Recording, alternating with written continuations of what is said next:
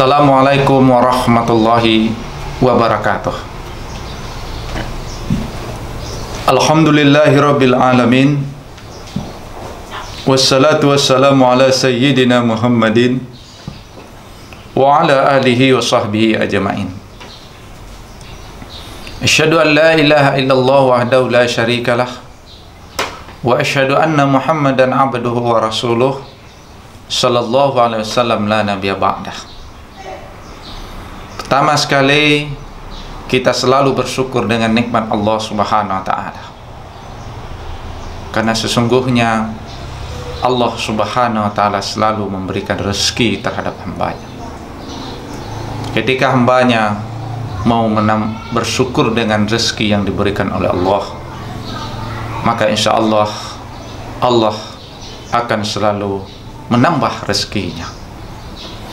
Kemudian salam marilah kita mendoakan semoga Allah Subhanahu wa ta'ala menyampaikan kepada junjung Nabi besar kita Muhammad sallallahu alaihi wasallam, Allahumma shalli wa sallim ala sayyidina Muhammadin wa ala alihi wa sahbihi ajma'in.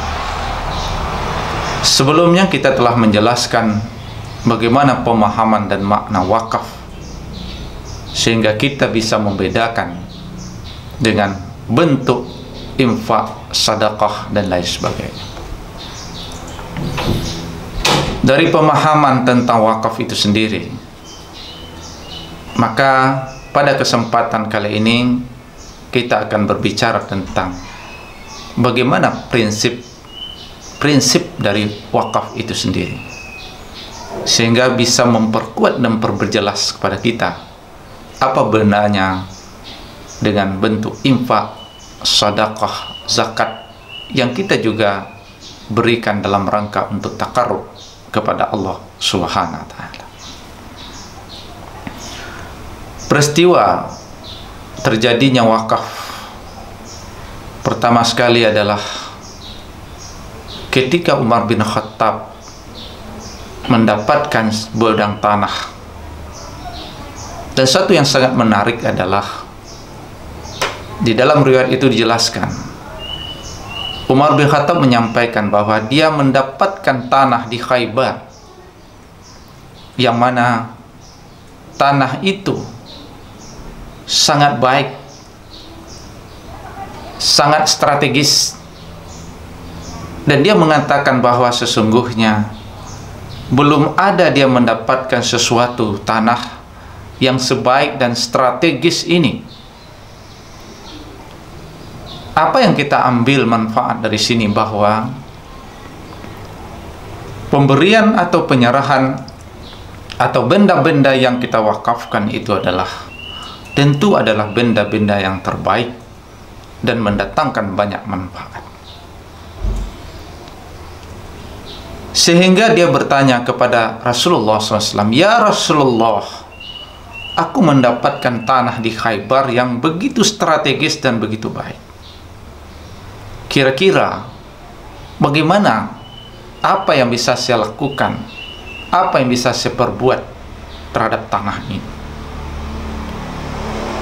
Maka Rasulullah SAW bersabda, "In syi'ta habasta aslaha wa tasaddaqta biha."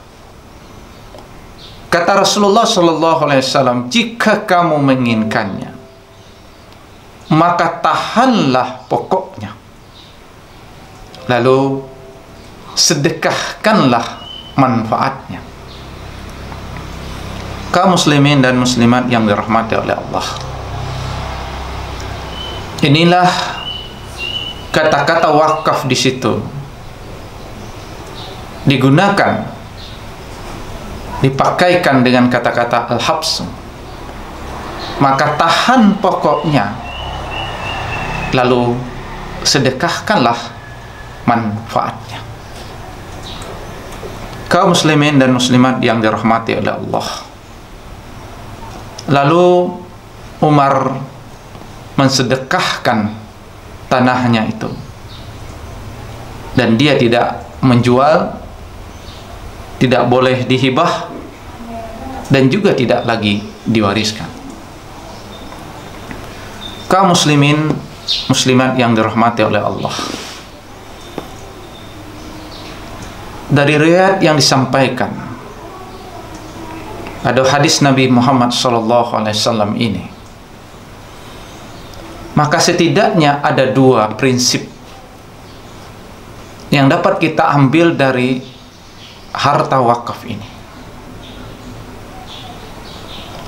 Yang pertama adalah prinsip dari wakaf itu adalah bagaimana kita mempertahankan asalnya, bagaimana kita menjaga dan memelihara asalnya, yang dikenal dengan ta'bidul asli, yaitu kita mempertahankan asalnya. Harta yang diwakafkan, maka yang kita manfaatkan itu tidak langsung terhadap bendanya. Kalau ada orang mewakafkan atau tidak langsung kita menghabiskan bendanya, tetapi kita harus selalu menjaga substansi dari benda itu. Maka kewajiban orang yang memelihara wakaf yang kita kenal dengan nazir, bagaimana dia menjaga harta wakaf itu tidak lenyap dan tidak habis. Ini prinsip yang pertama. Dan yang kedua dari hadis Rasulullah SAW tersebut adalah tasbilul manfaat. Bagaimana tetap memproduktifkan dan mengambil manfaat dari harta wakaf itu, sehingga harta wakaf itu selalu mendatangkan manfaat. Kaum muslimin dan muslimat yang dirahmati oleh Allah, maka disinilah kita melihat bahwa secara utuh harta wakaf itu pada prinsipnya adalah bagaimana kita bisa memproduktifkannya sehingga manfaatnya selalu mengalir. Kita dapat mencontohkan ketika ada orang yang menyerahkan harta wakafnya, misalnya dia menyerahkan harta wakaf berupa pohon kelapa. Saya wakafkan pohon kelapa ini, maka kita bisa melakukan dua bentuk terhadap pohon kelapa itu. Pertama, kita gunakan ambil pohon kelapa, lalu kita olah menjadi kayu, lalu kita bangunkan untuk masjid. Maka dia adalah bentuk wakaf yang kita bisa manfaatkan untuk sarana ibadah. Yang kedua adalah wakaf yang dikembangkan dalam bentuk produktif. Ketika ada orang mewakafkan pohon kelapa, pilihan yang kedua yang bisa kita lakukan adalah kita rawat pohon kelapa ini, kita jaga pohon kelapa ini, lalu hasil dari pohon kelapa ini kita gunakan untuk kemaslahatan ammah. Kita manfaatkan membantu orang-orang miskin, kita manfaatkan untuk membantu orang-orang yang kesusahan, kita manfaatkan untuk kemaslahatan ammah. Maka dari konteks seperti ini, wakaf yang sesungguhnya yang perlu kita kembangkan adalah wakaf yang mana selalu mendatangkan manfaat, yang sekarang kita kenal dengan wakaf produktif.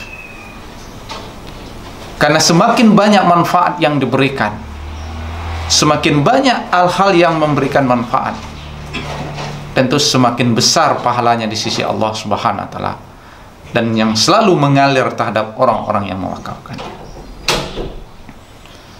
Dan yang sangat penting adalah bahwa harta wakaf ketika sudah kita berikan, maka sungguhnya tidak boleh lagi